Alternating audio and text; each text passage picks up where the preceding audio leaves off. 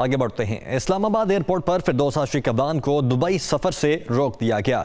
FIA immigration हुकाम ने फिरदौस आशिक अबान को ऑफलोड किया। ज़राए के मुताबिक फिरदौस आशिक अबान का वीज़ा ब्लू पासपोर्ट पर लगा था, जबकि रिन्यू होने वाला पासपोर्ट ग्रीन था। तो फिरदौस आशिक अबान को रोक लिया गया एयरपोर्ट पर। कमरुल मुनव्वर इस वक्त हमारे साथ मौजूद हैं। कमर, क्या डिटेल्स हैं?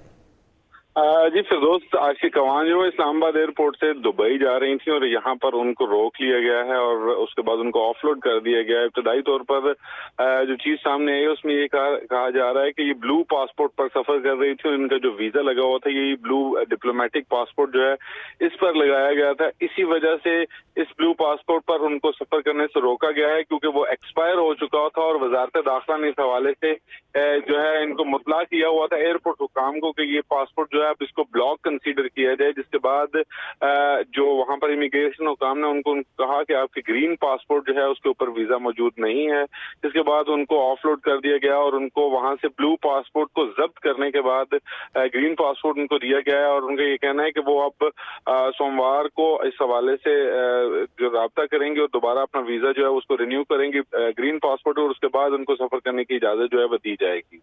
जी ठीक है, बहुत शुक्रिया आपका।